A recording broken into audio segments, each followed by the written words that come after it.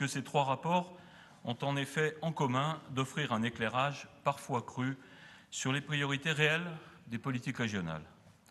Le compte administratif d'abord. C'est un vrai moment, Jean-François Debat l'a rappelé, c'est un vrai moment de contrôle démocratique. Nous étudions non pas des intentions, mais la réalité de l'exécution de notre budget par notre exécutif. Les budgets primitifs, vous le savez, sont parfois lyriques et la réalité, évidemment, est plus prosaïque. Notre compte administratif 2012 met ainsi en lumière que nous avons le même depuis 4 ans. La courbe est plate et on est même en récession en volume compte tenu de l'inflation qui s'établit à 5,5% sur cette période. Commençons par les dépenses. L'évolution de la dette du mandat est faible. 89 millions en 2010, 20 millions en 2011, 94 en 2012. Au total, la dette augmente à peu près de 200 millions depuis le début du mandat, soit à peine plus que la dépense brute du nouveau siège, de ses terrains et de ses frais financiers. Cette dépense est en fait pour longtemps. Cela veut dire que, hors dépenses exceptionnelles, nous pouvons quasiment autofinancer nos politiques récurrentes. C'est une bonne nouvelle qui ouvre des perspectives. La deuxième bonne nouvelle, déjà connue, est la qualité de la gestion financière dans la durée. Notre dette est saine, bien échelonnée, raisonnable. Il faut saluer ce travail et saluer nos équipes. La mauvaise nouvelle, c'est que, contrairement à ce qui est parfois affirmé, avec un budget plat, nous accompagnons la crise sans la contrarier. Notre budget baisse en euros constants. Certains programmes d'investissement diminuent chaque année depuis 2009 et nous n'avons rien lancé à ce jour qui donnera à 2013 un profil plus dynamique. Les recettes maintenant, cela a été dit également, elles sont immobiles, on pourrait même dire elles sont congelées. Les dotations sont atones, la mobilisation des fonds européens faible, ce qui est dommage, et nous n'avons toujours pas de recettes propres. Nous ne cherchons pas d'ailleurs à en créer. Dans le contexte de la crise qui sévit, ce compte administratif plat de 2012 semble un peu hors du temps, d'une inquiétante quiétude à notre avis et d'une alarmante normalité. L'état d'avancement du CPER à fin 2012 est lui aussi inquiétant quant aux priorités réellement servies. Dans le CPER, il y a en gros 4 types de projets. D'abord, les projets d'affichage, comme celui intitulé ambitieusement « Investir dans les ressources de la montagne », doté de 120 millions d'euros. L'État devait mettre 63 millions, il en est à 39, pour l'essentiel des crédits des agences de l'eau Loire-Bretagne et Rhône-Méditerranée-Corse sur les contrats de rivière. La région affiche en face sa politique des PNR et respecte ainsi ses engagements. Affichage. Certains grands projets bénéficient par contre d'une volonté régionale plus farouche. Dans le projet 3, cluster et pôle de compétitivité, la région atteint 160% de son engagement fin 2012. Dans le projet 5, qui finance l'innovation et la croissance des PME, la région est à 275% de l'enveloppe initiale. Mais d'autres projets du CPER ont moins de soutien. Par exemple, le développement des transports collectifs par l'intermodalité. Avec 60 millions sur 2400, il manquait déjà totalement d'ambition au départ. Et en plus, il est en retard. Fin 2012, l'État et la région ont engagé chacun 20 millions d'euros, soit 3,5 millions par an. L'intermodalité serait-elle donc un sujet secondaire qui n'intéresse ni l'État ni la région, pendant que le coût du carburant fait exploser le budget des ménages et que l'étalement urbain se poursuit? Pire encore, le grand projet 7, conçu pour améliorer la vie étudiante, notamment en construisant les logements qui manquent cruellement. L'engagement de la région fin 2012 est à 51%. Combien de logements réalisés? Le rapport ne le dit pas vraiment, en tout cas pas partout, mais on peut l'évaluer à moins de 230 logements par an. Quant au pôle santé-formation médicale et paramédicale de Grenoble, imaginé il y a 10 ans, considéré par tous comme indispensable, il est à ce jour encore ensablé. Parlons enfin des très grands projets. Le 4, qui réserve 417 millions d'euros sur le développement international des pôles de recherche. Pour moitié, il s'agit de réparer les bâtiments d'enseignement supérieur sous compétence de l'État et pour l'autre, d'en construire avec quelques équipements. Le rapport, un pas vide, liste de la même façon la recherche contre le cancer ou des nouvelles technologies mal maîtrisées et potentiellement dangereuses comme les nanotechnologies, qu'il faut financer à la fois à Grenoble et à Lyon. Mais les montants diffèrent. Environ 15 millions pour les nanos, 1,5 pour le cancer. À noter également que les crédits régionaux pour les bâtiments et équipements de recherche sont accordés, pour ce qu'on peut en lire, à près de 30% au commissariat à l'énergie atomique. Si on débattait des priorités, chers collègues, ferait-on les mêmes choix de recherche? Peut-être. Mais la nature et les axes de recherche susceptibles d'être soutenus par la région n'ont jamais été débattus.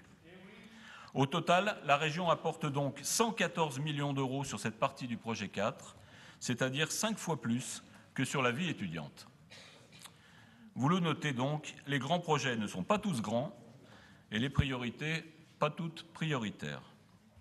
Le décalage entre les besoins réels des habitants du territoire et le contenu du CPER est frappant. Cette inattention portée aux projets servant la vie quotidienne et inversement, la surdétermination du secteur des entreprises et des gros laboratoires n'a fait que se renforcer. Il ne s'agit pas d'un accident, c'est un choix. En 2007, le CPER dans son ensemble sentait déjà la naphtaline, nous l'avions dit à l'époque. Aujourd'hui, il est frappé d'obsolescence. Son état d'avancement évoque la survie de stratégies datées, copier-coller des coups d'avant, sans relation avec un monde qui mute. Il faut remettre à plat la démarche du CPER. On le dit chaque fois, il faudrait enfin le faire. Le troisième rapport concerne nos engagements sur les objectifs du millénaire. Le Conseil régional, notre Conseil régional, affirmait en 2010, puis en 2012, la nécessité que 0,7% du PIB soit consacré aux milliards d'humains qui manquent de ce qui est vital. Un beau moment de consensus dont nous pouvons être fiers. Nous sommes moralement engagés à faire notre part. Je dis moralement parce que la délibération, prudemment, ne donne pas de chiffres. Nous sommes moralement engagés à faire notre part en affectant à due proportion de notre budget sur ces actions, soit environ 15 millions. 15 millions sur 2280 millions sur des priorités aussi vitales que la réduction de la pauvreté et de la faim, l'éducation primaire pour tous, la réduction de la mortalité infantile ou bien la lutte contre les pandémies serait certainement à l'honneur de Rhône-Alpes. Par rapport à ces 15 millions, nous sommes en 2013 à 3,7 millions, soit environ 0,16% de nos dépenses. 3 rapports, un constat. Le constat d'immobilité budgétaire, nous le dressons ici. Peut-il être contredit par des évolutions qualitatives? Nous aimerions bien, puisque pour nous, ce n'est pas la quantité d'argent public qui est importante, mais les résultats obtenus avec cet argent. Oui, quelques évolutions positives sont tout à fait notoires. Par exemple, sur l'énergie, sur le foncier, sur l'agriculture, sur la santé et l'environnement, sur la formation professionnelle ou l'apprentissage, sur les transports. Et la liste est bien plus longue en fait, car notre majorité travaille et améliore continuellement les politiques conduites. Mais il y a eu peu d'évolutions qualitatives sérieuses des grosses politiques, les plus budgétivores. En 2010, devant les électeurs, nous avions conclu un accord qui contenait l'engagement de réorienter chaque année vers la transition écologique 5% du budget régional. En 4 ans, 20% seulement, 20% auraient dû muter. Évidemment, nous n'avons pas réorienté 440 millions d'euros depuis le début du mandat. Nous devions également mettre en place des indicateurs de vrai progrès. Malgré nos propositions réitérées, malgré l'Association des régions de France qui avance, notre région travaille toujours à l'aveugle, en effectuant, comme dans le CPER, des bilans de consommation de crédit. En l'absence de ces indicateurs, nous ne mesurerons pas la qualité de nos politiques. Et lorsqu'on nous demandera qu'avez-vous fait pour l'emploi, pour la vie quotidienne, pour la santé, pour protéger notre patrimoine, l'air ou l'eau, nous pourrons seulement sortir quelques rares indicateurs spécifiques pionniers, puis répondre combien nous avons dépensé. C'est un peu court. De l'ensemble de ces constats, mais aussi des premières évaluations qui ont été conduites, nous tirons une évidence, il faut un véritable changement de cap. La crise est économique, sociale, environnementale et démocratique. On n'en est qu'au début, c'est déjà très dur pour nombre de Rhône-Alpins. Emploi, précarité énergétique, santé, logement, transport, tout devient plus difficile au quotidien. L'exécution du CPER, comme nos comptes administratifs normaux qui se succèdent, montre que l'ampleur de cette mutation n'est pas perçue. La maison brûle et nous gardons nos habitudes.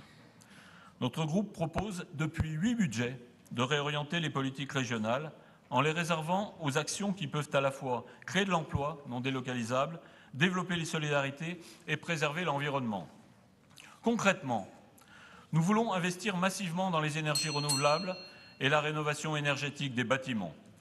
Nous voulons des lycées de la transition énergétique et écologique dans leur conception, dans leur fonctionnement.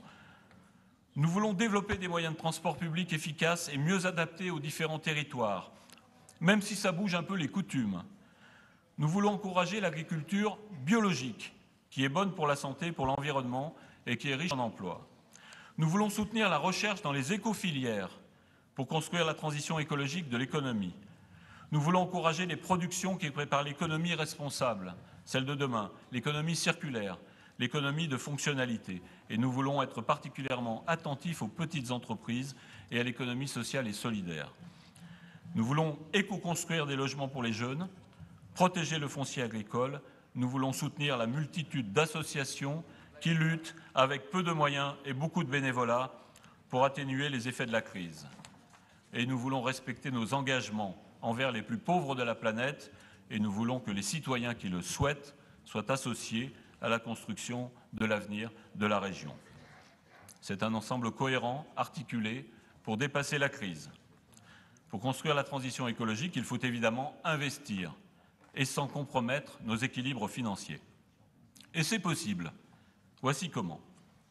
Rapidement, Monsieur Jouve. Il me reste 1 minute 10 secondes à peu près.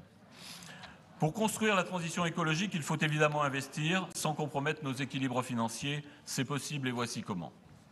Avec une gestion attentive, les politiques récurrentes peuvent s'autofinancer. Nous proposons donc de réserver l'emprunt pour des opérations de la transition écologique qui génèrent des retours financiers équivalents en même temps que des emplois. Les économies d'énergie financées par la baisse de la facture énergétique, les logements étudiants couverts par les loyers, la production d'énergie renouvelable vendue, par exemple. Il serait également bien de ne plus rater les recettes propres potentielles. L'État a vendu les autoroutes, a vendu la Compagnie nationale du Rhône, évitant de manquer la fibre optique. Nos successeurs en auront besoin. Notre fonctionnement aussi devrait se tourner vers la priorité de la transition écologique. Il faudra trier dans nos politiques, ne pas craindre d'en stopper, écrire de nouveaux règlements, modifier quelques circuits. Nous y sommes prêts. Madame la Présidente, j'en arrive à la conclusion. Merci. Notre groupe espère que notre majorité possède l'audace et le courage de remettre à plat toutes nos politiques pour intégrer la situation réelle des Rhône-Alpins, pour agir prioritairement sur ce qui peut tempérer la violence des 4 crises et plus encore pour préparer un rebond dans le monde d'après. Le monde d'après sera un cloaque ultra-violent où l'individualisme régnera sans règle, ou bien il sera nécessairement plus solidaire, enfin écologique et vraiment citoyen. Évidemment, nous pensons que le projet de gauche, c'est le deuxième. Mais ce projet est à construire vite, anormalement vite, immédiatement. Chers collègues de notre majorité, vous nous avez proposé le changement. C'est quand vous voulez, maintenant par exemple. Merci. Merci, Monsieur Jouve. On va passer au groupe Front National.